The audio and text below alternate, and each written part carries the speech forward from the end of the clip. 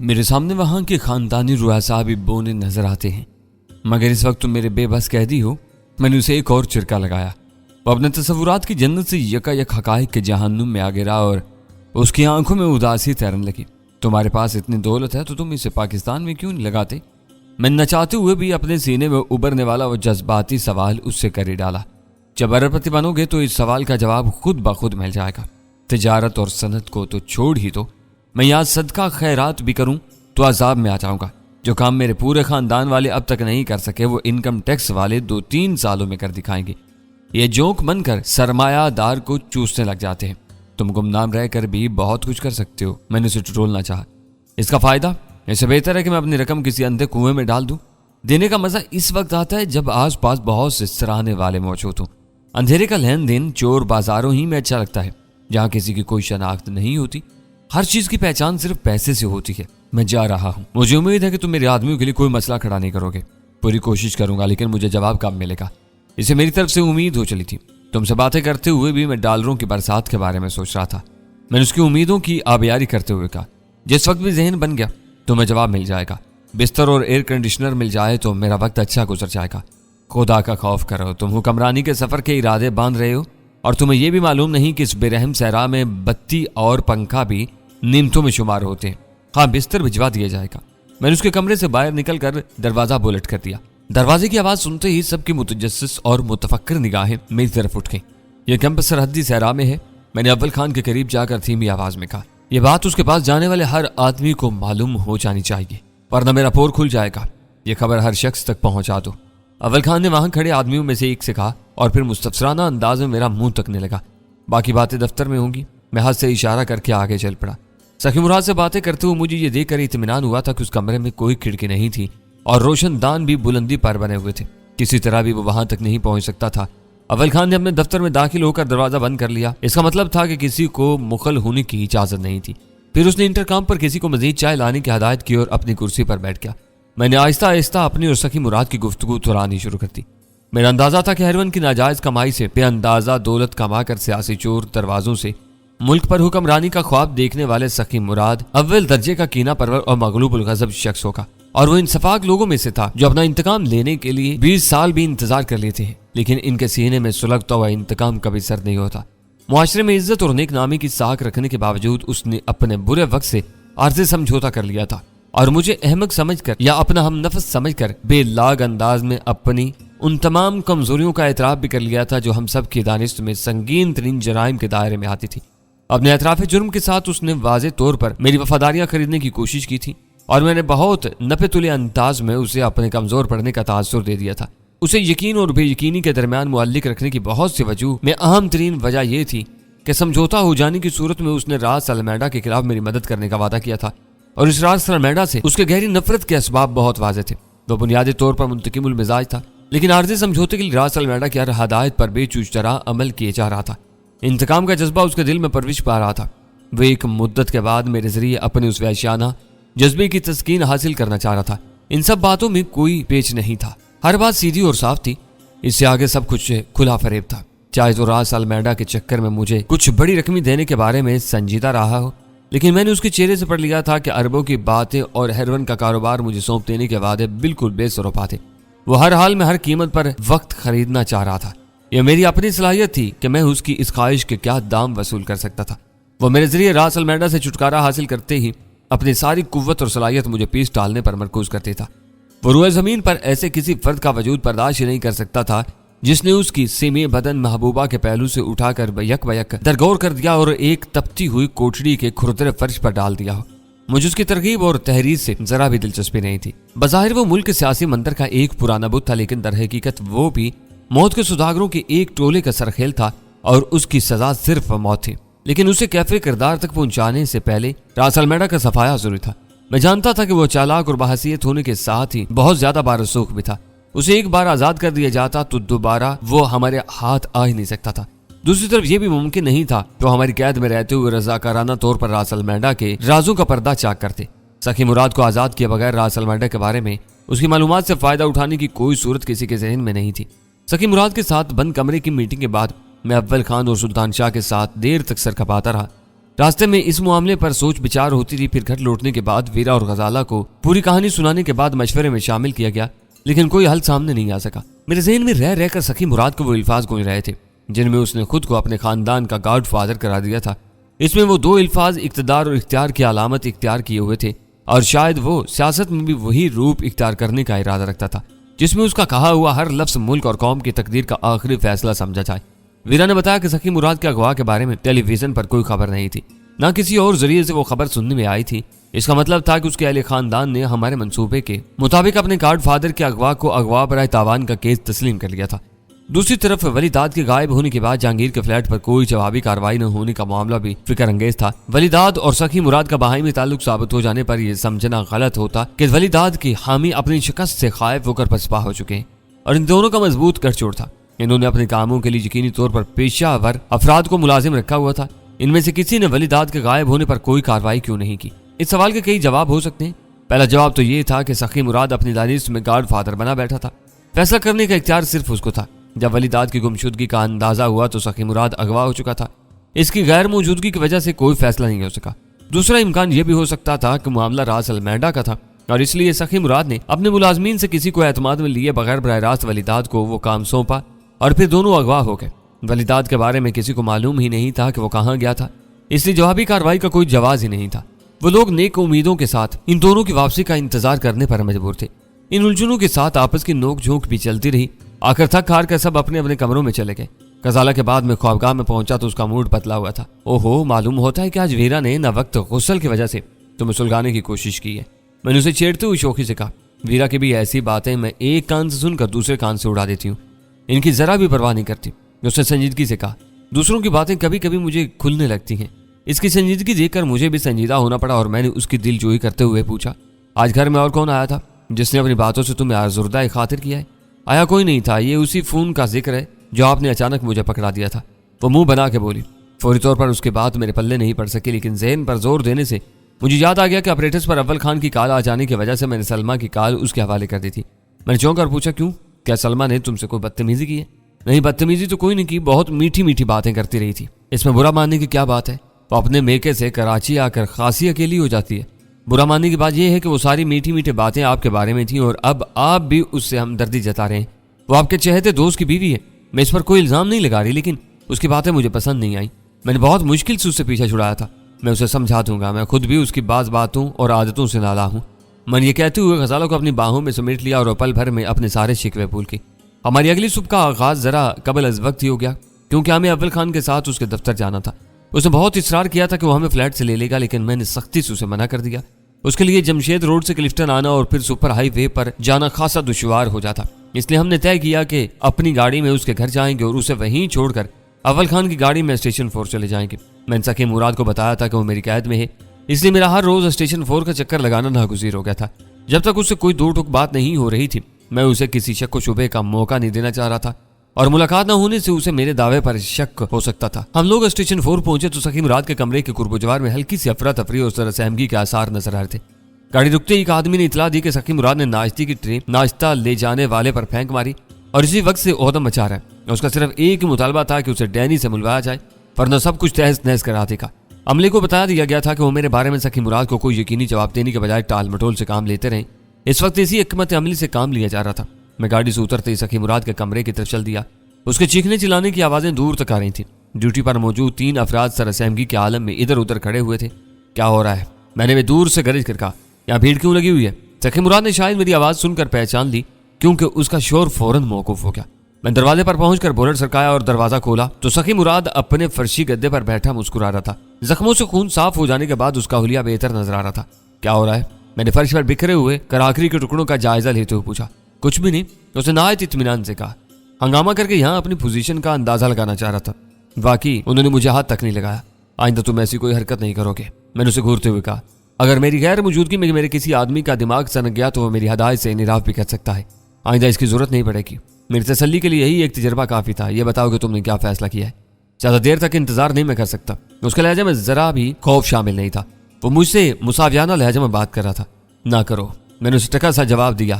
میں آج رات راس المینڈا کو بتا دوں گا کہ میں نے تمہیں زیر کر لیا ہے، پھر وہی ہوگا جو وہ چاہے گا۔ बात समझने की कोशिश करो। वो अपने ठंडे माथे से पसीना पूछने की कोशिश करते हुए बोला, सब अपनी मामूल की जिंदगी गुजार रहे हैं और तुमने मुझे यहाँ कैद किया हुआ है। मैं इन हालात का आदी नहीं हूँ, रात भर जागता रहा हूँ।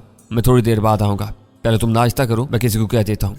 मैंने दरवाजा बाहर से बुलेट कर दिया। एक सादा पोश अर्दली को दोबारा नाश्ता पहुंचाने की हदायत की और वली दाद के कमरे की तरफ चल दिया। पिछले रोज मुझे उससे बात करने का मौका ही नहीं मिल सका था। वो खुरदरे फर्श पर इस हालत में पड़ा हुआ था कि उसके चारों हाथ पैर बंधे हुए थे। बैरकों के पिछले बरामदे में कमरे के साथ बैतुल खला बना हुआ था, जिसमें बाल्टी के पानी से सफाई की जा सकती थी।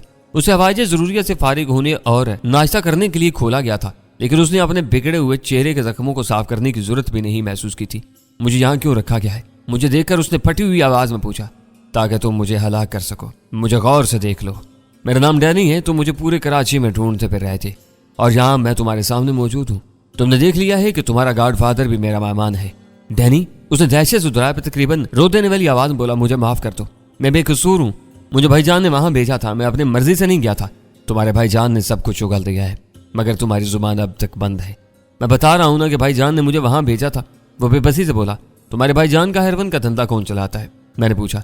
इस सवाल पर उसका चेहरा तारीक हो गया और वो मायूसी से बोला, तो उन्होंने सब कुछ बता दिया। वो मेरा नाम लेंगे लेकिन सारे काम खुद करते हैं। मैं इनका हाथ बटाता था। तुम्हारे भाई का चीफ कहाँ रहता है?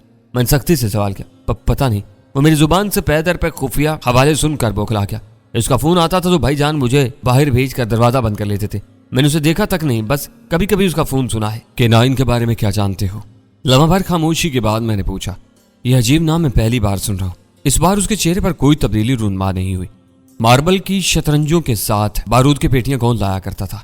मार्बल की कानों में धमाके के लिए मैं चमन से 5 कैरेट लाया था। वो अखलाते हुए बोला। चमन वाले आदमी के नाम भाईजान ने पर्चा दिया था। वो खानों को गहरा करने वाला खास बारूद बनाता था और वो पेटियां तुम ही ने डिफेंस वाले मकान में पहुंचाई थी। हाँ, कभी कभी माल वहीं से एयरपोर्ट जाता है। मैंने वहां मौजूद गोरे के सामने 5 पेटियां अंदर रखवा दी थी। इससे आगे मुझे कुछ मालूम नहीं कि उनका क्या बना। इन कामों के लिए तुम्हें भाईजान से कितनी तनख्वाह मिलती है? 50,000 रुपए। रकम बताते हुए उसकी आवाज कांप गई। तुम अब तक अपनी बदमाशी से कितने आदमियों को कत्ल कर चुके हो? मैंने सख्ती से पूछा। सिर्फ 2। उसने जल्दी से कहा। एक भाईजान का अकाउंटेंट था जो लंबी रकम लेकर इलाका गैर में चला गया था। दूसरे से मेरी लड़ाई हुई थी। उसके अलावा मेरे हाथ साफ हैं। इसके जवाब से मेरे सर पर से एक बहुत बड़ा बोझ हट गया था। वो हम सबको देख चुका था। इसे ये भी मालूम हो चुका था कि सखी मुराद हमारी कैद में है। इसकी रिहाई हमारे लिए एक अजाब बन सकती थी। इसे लंबी कैद में भी नहीं डाला जा सकता था। इसका बस एक ही इलाज था कि उसे कत्ल कर दिया जाए, लेकिन बादियों नजर में उसके कत्ल का कोई जवाब नहीं बन रहा था। उसने अपनी जुबान से 2 अफराद के खून का एतराफ करके बहुत आसानी से वो जवाब मुहैया कर दिया था। दूसरे आदमी से तुम्हारी लड़ाई क्यों हुई थी? मैंने सवालात का सिलसिला जारी रखा।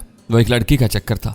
पहले वो मेरी दोस्त थी, फिर उसके पास चली गई। मैं उसका मुकद्दर का फैसला कर चुका था, मगर उसकी जुबान मेरे इरादे की राह में रुकावट थी। उसका कहा हुआ एक भी गलत लफ्ज़ या जुमला सखी मुराद के और मेरे मराज़म में तलखियां घोल सकता था। इसकी जुबान बंद करने की बेहतरीन सूरत यह होती कि उसकी जुबान में मछली पकड़ने वाला कांटा फंसा दिया जाता।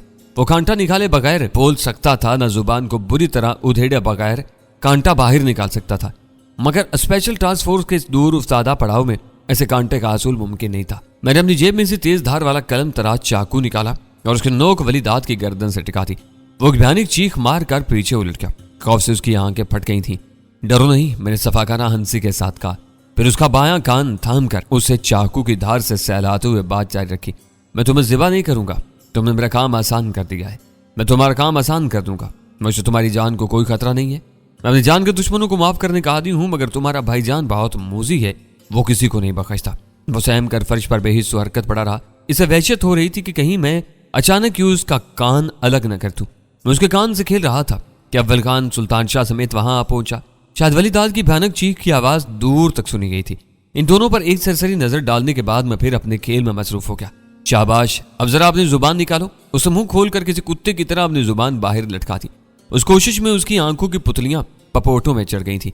वो मेरे लिए शानदार मौका था। मैंने फुर्ती से उसकी जुबान का सिरा बाईं चुटकी में दबाया और नन्हे से चाकू के फल से जुबान का अगला हिस्सा पनीर के किसी नर्म कतले की तरह काट कर फर्श पर फेंक दिया। उसके धाने से खून के साथ अजीबो गरीब आवाजों का सिलसिला रवा हो गया। वो बोलना चाह रहा था, मगर बोलना उसके बस से बाहर हो चुका था। जुबान का कटा हुआ टुकड़ा चंद सानियों तक तड़पने और फड़कने के बाद बेजान हो गया, मगर वली दाद बुरी तरह मचलता रहा। लुआबे दहन के हैरतनाक असरात से खून का बहना जितनी तेजी से शुरू हुआ था उसी सुरात से बंद हो गया। मुझे अंदाजा था कि वो तकलीफ से ज्यादा दहशत के बायस तड़प रहा था। उसके कपड़ों से हाथ और चाकू का पल साफ करके میں اول خان کے پاس پہنچ گیا۔ اس کی زبان کاٹی ہے۔ سلطان شاہ نے نیچی آواز میں سوال کیا، اس کا مطلب ہے کہ تم نے اسے سخی مراد کے سامنے ڈالنے کا فیصلہ کر لیا ہے؟ میرا جواب سنتے ہی اول خان بے ساختہ بول اٹھا، اچھا ہے، اس کے خون کا بوجھ ہماری گردنوں پر نہیں رہے گا۔ بوجھ نہیں، اب یہ ثواب کا کام بن چکا ہے۔ میں نے باہر نکل کر کہا، میں خود بھی بے گناہوں کے خون سے بچتا ہوں۔ یہ بھی اپنی مکمل زبان سے 2 آدمیوں کے قتل کا اعتراف کر چکا ہے۔ میں خود بھی اس کی طرف سے فکر مند تھا۔ یہ آزاد اور زندہ رہ کر کسی بھی وقت ہمارے لیے گھر کا بھیدی بن کر لنکا ڈھا سکتا تھا۔ تمہارا فیصلہ بہت مناسب ہے۔ اول خان میری وضاحت سے مطمئن ہو گیا۔ ہم تینوں ٹہلتے ہوئے سخی مراد کے کمرے میں پہنچے تو وہ ناشتے سے فارغ ہو گیا تھا۔ ایک سگریٹ مل جائے گی؟ ہمیں دیکھتے ہی اس نے سوال کیا۔ ماچس یا لائٹر سے وہ بستر کو آگ لگا سکتا تھا۔ میں نئی سگریٹ سلگا کر اس کی طرف اچھال دی۔ اس نے بے تابانہ انداز میں وہ سگریٹ اپنے ہونٹوں سے لگا لی اور ایک کش لینے کے بعد اپنے نسوں سے دھواں خارج کرتے ہوئے بولا، تو میری ہر بات مانتے جا رہے ہو لیکن میری ایک فرمائش کو مسلسل ٹال رہے ہو۔ میری بڑی آرزو تھی کہ میں اپنی قید کا پہلا ناشتہ اپنے چچا زاد کے ساتھ کرتا، لیکن میں تم سے نہیں کہہ سکا۔ پتہ نہیں تم اسے مجھ سے دور کیوں رکھ رہے ہو؟ تم میرے سامنے اس کے قتل کا عہد کر چکے ہو، تم اسے دیکھتے ہی مشتل ہو جاؤ گے۔ وہ بھی کمزور نہیں ہے۔ میں نہیں چاہتا کہ جھگڑا ہو اور وہ تمہارا خلیہ بگاڑ دے۔ میں نپے تلے الفاظ میں اسے اکسایا۔ ویسے ہی دماغ کا آدمی تھا، فوراً ضد میں آ گیا اور کہنے لگا، تم اسے بلاؤ، جھگڑا ہو بھی جائے تو تم دخل نہ دینا اور پھر دیکھ لینا کہ کون جیتتا ہے۔ وہ پدی کی اولاد مجھ پر ہاتھ بھی نہیں اٹھا سکے گا۔ تم مصر ہو تو میں اسے بلا لیتا ہوں، میں نے مکارانہ چلاکی سے کہا۔ میرے اشارے پر سلطان شاہ باہر گیا اور کسی کو ہدایت کر کے اندر لوٹایا۔ وہ تمہارا چچا زاد ہے اور تم اسے پدی کی اولاد کہہ رہے ہو؟ میں نے اسے چڑھایا، وہ چچی کی اولاد بھی ہے اور وہ پدی تھی۔ میں تو اب دوسروں کو سرے سے اپنا چچا زاد ہی نہیں مانتا۔ پتہ نہیں وہ کس کا گندا خون ہے۔ تم بار بار کیوں میری زبان کھلوا رہے ہو؟ اس نے یہ کہہ کر سگریٹ سے جلدی جلدی لمبے لمبے کش لے کر کثیف دھواں اگلا، حتیٰ کہ اس پر کھانسی کا دورہ سا پڑ گیا۔ ایسا معلوم ہو رہا تھا جیسے ولیداد کے آنے سے پہلے پوری سگریٹ وہ ختم کرنی چاہ رہا تھا۔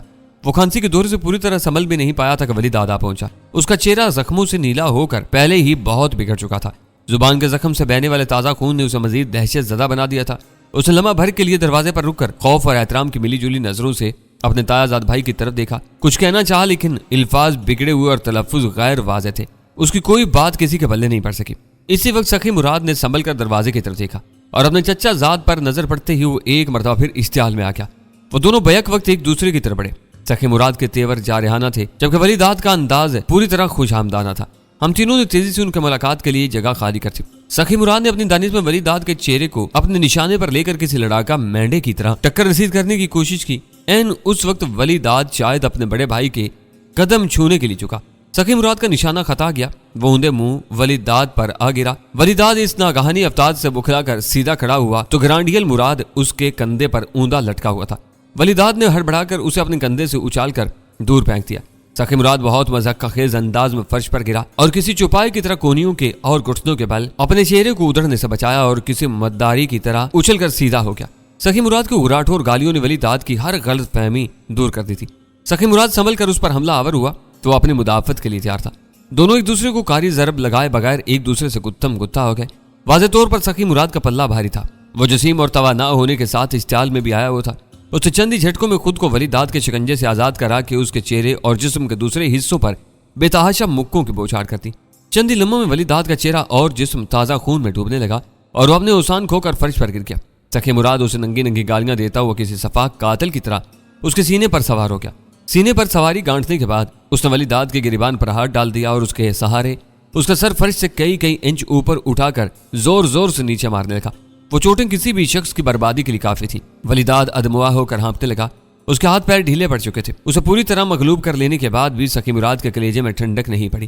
اس نے ولیداد کے سینے سے اترے بغیر تیزی سے سر جھکایا اور کسی کے کچھ سمجھنے سے پہلے ولیداد کے نرخرے میں اپنے دانت کاٹ دیے۔ مجھے اس کی وحشیانہ حرکت کا اندازہ ولیداد کے تڑپنے اور چیخنے سے ہوا۔ وہ ایک عبرت اثر منظر تھا۔ ان کے جسموں میں وہ آمدنی لہو بن کر دوڑ رہی تھی جو ہیروئن کی تجارت سے حاصل کی گئی تھی۔ وہ دونوں اس کھیل میں ملوث تھے۔ ایک نیک نام اور نام نہاد سیاسی گھرانے میں پروان چڑھنے والے موت کے دو سوداگر ایک دوسرے کو نیچا دکھانے کے لیے برسے پیکار تھے۔ میرے لیے ان دونوں کی ایک ہی شناخت تھی اور وہ یکساں انجام کے حقدار تھے۔ وہ ایک دوسرے کے منصب کو اچھی طرح پہچانتے تھے اور اسی شیان شان انداز میں لڑ رہے تھے۔ ایک دوسرے کے زندہ جسم کو بمبھوڑ رہے تھے۔ اس سے کوئی فرق نہیں پڑتا تھا کہ ان میں سے کون غالب تھا اور کون مغلوب۔ حکمرانی کا خواب دیکھنے والے سخی مراد نے اس وقت مردار خورگدوں کو بھی شرمایا ہوا تھا۔ وہ قریب المرگ جسموں کے قریب بیٹھ کر روح فرسا آوازوں میں شاید اس کی موت کی دعائیں مانگتے رہتے ہیں، لیکن اس وقت تک اس جسم کو نہیں چھوتے جب تک اس سے روح پرواز نہ کر جائے۔ مگر سخی مراد اپنے زندہ بھائی کا نرخرا اپنے دانتوں سے نوچ رہا تھا۔ اس کے ابلتے ہوئے لہو کی گرمی اپنے لبوں پر محسوس کر رہا تھا اور پھر بھی اپنے آپ سے شرمسار نہیں تھا۔ وہ منظر دیکھ کر اول خان کراہت اور خوف سے پھریریاں لے رہا تھا۔ اس نے بڑھ کر سخی مراد کو الگ کرنا چاہا لیکن میں نے سختی سے اسے روک دیا۔ وہ ملک کے بدن سے ریشے نوچ رہے تھے تو انہیں کس نے روک لیا تھا جو اس برادر کشی میں مداخلت کی جاتی؟ سخی مراد کے دانتوں کی گرفت بہت مضبوط تھی۔ وہ نکیلے دانت اپنی بنائی ہوئی جگہوں میں گہرے اور گہرے اترتے جا رہے تھے۔ ولیداد تھکنے لگا۔ دشمن کا مارا پھر بھی پنپ جاتا ہے لیکن اپنوں کا مارا پانی بھی نہیں مانگتا۔ سخی مراد نے اس کی شارک پر وار کیا تھا جو کاری ثابت ہونے والا تھا۔ ہوتے ہوتے ولیداد کے بدن کی ساری جنبشیں معدوم ہو گئیں۔ اس کا کرب آلود پسینوں میں نہایا ہوا چہرہ موت کی دہشت سے سفید ہو چلا تھا۔ اس کی آنکھوں کے ڈیلے اپنے حلقوں سے باہر ابل پڑے تھے۔ چاہے چند آخری سانس اس کے سینے کے قفس میں قید رہ گئے تھے۔ مرتے ہوئے حریف کا سینہ آخری سانسوں پر اتنی تیزی سے پھولنے اور پچکنے لگا کہ اس کے اثر سے سخی مراد کا دھڑ واضح طور پر اوپر نیچے ہوتا ہوا نظر آیا تھا۔ پھر ولیداد کی گردن ایک جھٹکے سے بائیں طرف ڈھلک گئی۔ سخی مراد کو اندازہ ہو گیا تھا کہ اس کی بربریت ولیداد کے لہو سے اپنا خراج وصول کر چکی ہے۔ وہ ولیداد کے کچلے ہوئے نرخرے کو چھوڑ کر اس کے بے جان جسم پر سے اتر آیا۔ اس کا پورا دھانا اور چہرہ خون میں لتھڑا ہوا تھا اور اس خون اچام چہرے کے لہو رنگ سرخی میں صرف دو بڑی بڑی حیوانی آنکھیں چمک رہی تھیں۔ وہ وہیں کھڑے کھڑے آستین سے اپنا منہ صاف کرنے لگا۔ سخی مراد کا انتقام بہت بھیانک ہوتا ہے۔ وہ رکی رکی اور مخمور آواز بولا، اندر جا کر پانی سے اپنا دہانا اور چہرہ صاف کرو۔ سلطان شکراہت سے مغلوب ہو کر بے اختیار چیخ پڑا، اس وقت تم کسی آدم خور درندے سے بھی گئے گزرے لگ رہے ہو۔ سخی مراد نے برا مانا اور نہ کوئی حجت کی۔ آواز پر صدائے ہوئے درندے کی طرح اس عقبی دروازے کی طرف بڑھ گیا جو پچھلے برآمدے میں بنے ہوئے بیت الخلا یا غسل خانے میں کھلتا تھا۔ دوسروں کی زندگیوں سے کھیلنے والے اندر سے اسی طرح بے حس ہو کر آدمیت کا احترام کھو بیٹھتے ہیں۔ اس کے چلے جانے کے بعد اول خان نے درد انگیز لہجے میں کہا، اس وقت مجھے سخی مراد کا اصل روپ دیکھ کر اس کی صورت سے نفرت ہو گئی ہے۔ میرا بس چلے تو اسے اسی وقت گولی مار دوں۔ صبر سے کام لو، اسے برداشت نہیں کر سکتے تو اپنے دفتر میں چلے جاؤ۔ وہ اس وقت اپنی برتری کے گھمنڈ میں گم ہے۔ میں اسی وقت اسے کچھ کام کی باتیں کرنی چاہتا ہوں۔ وہ ویسے بھی تم سے تخلیہ میں بات کرتا ہے۔ میں جا رہا ہوں۔ اول خان بوجھل قدموں سے واپس چلا گیا۔ سلطان شاہ وہیں رکا رہا۔ سخی مراد واپس آیا تو سر اور چہرے کے ساتھ اس کے کپڑے تک اس طرح پانی میں بھیگے ہوئے تھے جیسے وہ لباس سمیت نہا کر آیا ہو۔ کمرے میں آتے ہی اس نے ہکار سے ولیداد کے سر کو اپنی ٹھوکر سے چھیڑا اور میری طرف متوجہ ہو کر کہا، اسے انتقام کہتے ہیں۔ میں اپنے دشمنوں کو کبھی بھی معاف کرنے کا قائل نہیں ہوں۔ اب میں چیف کا بھی یہی انجام دیکھنا چاہتا ہوں جو میری موت کا خواہش مند ہے۔ اسے اس زمین پر زندہ رہنے کا کوئی حق نہیں۔ بولو تم نے کیا فیصلہ کیا ہے؟ اس وقت تم نے اپنے قول اور فعل سے میرا تذبذب دور کر دیا ہے جس کے بعد میں تم سے کھل کر بات کر سکتا ہوں۔ اس وقت ہم ایک دوسرے کا گلا کاٹنے کے بھیانک کھیل میں الجھے ہوئے تھے۔ جو ذرا بھی چوکا وہ ولیداد کی طرح مارا جائے گا۔ ہرگز نہیں، میری نیت صاف ہے۔ میں تمہارے ساتھ کوئی گندی حرکت نہیں کروں گا۔ میں آنے والے وقت کا حساب پچھلے تجربے سے لگاتا ہوں۔ میں، تم اور راس المیڈا، اس کھیل کے 3 فریق ہیں۔ پہلے میرے اور راس المیڈا کی دشمنی تھی، پھر اس نے تمہیں میرے پیچھے لگا دیا۔ تمہاری شے پر ولیداد میرے ایک دوست تک پہنچ گیا۔ اس کے ساتھ راس المیڈا نے مجھے تمہارے پیچھے لگا دیا۔ اب تم مجھ سے راس المیڈا کے لیے بات کر رہے ہو۔ تم باہر نکلو تو راس المیڈا تمہیں کسی نئی چال میں پھانس سکتا ہے۔ تمہاری ایک بہت بڑی کمزوری اس کے ہاتھ میں ہے، تم اس سے نہیں بچ سکتے۔ ہو سکتا ہے کہ اس کے مجبور کرنے پر کل تم ولیداد کی طرح میرا بھی نرخرا چبا ڈالو۔ اسی لیے میں کہہ رہا ہوں کہ ہم سب ایک دوسرے کے پیچھے لگے ہوئے ہیں۔ جو چوکے گا وہ بے رحمی سے ذبح کر دیا جائے گا۔ وہ چند ثانیوں تک تفکر آمیز خاموشی میں ڈوبا رہا، پھر ٹھہرتے ہوئے کہنے لگا، میں تمہاری بات سمجھ رہا ہوں۔ تم اس بلیک میلر سے خوفزدہ ہو سکتا ہے کہ وہ ایک مرتبہ پھر مجھے تمہارے خلاف اکسائے، لیکن میں وعدہ کرتا ہوں کہ اسے ٹالتا رہوں گا۔ پہلے میں خالی ہاتھ تھا، اب میرے ہاتھوں میں ولیداد کی لاش ہوگی۔ میں اسے بتاؤں گا کہ وہ تمہارے ہاتھوں مارا گیا ہے۔ میں ان اندازوں پر نہیں چل سکتا۔ میں نے فیصلہ کھل لہجہ میں کہا، تم خود بتا چکے ہو کہ وہ تم سے تمہاری مرضی کے خلاف بتیرے کام لیتا رہا ہے۔ میں یہ ماننے سے قاصر ہوں کہ تم اس کا دباؤ قبول نہیں کرو گے۔ تمہاری طرح وہ بھی اپنے نافرمانوں کا بہت برا حشر کرتا ہے۔ پھر تم کیا چاہتے ہو؟ اس نے ہتھیار ڈالتے ہوئے سوال کیا۔ اگر تم راس المیڈا سے واقعی نجات حاصل کرنی چاہتے ہو تو اس کی موت تک تمہیں یہی رہنا ہوگا۔ یہ کوٹڑی میرے لیے جیل سے بھی بدتر ہے۔ میں زیادہ دن یہاں نہیں رہ سکتا۔ یہاں نہ سے ہی میں تمہیں کراچی میں کوئی آرام دہ کمرہ دے سکتا ہوں۔ شرط صرف یہ ہے کہ وہاں میرے آدمیوں کی نگرانی ہوگی۔ تم میری مرضی کے بغیر باہر نہیں نکل سکو گے۔ میں نے اپنے موقف میں ذرا سی لچک پیدا کر لی۔ وہ وقت کا خریدار تھا تاکہ نجات کی کوئی راہ نکال سکے۔ میری نئی تجویز میں اسے وقت ملتا وہ نظر آ رہا تھا۔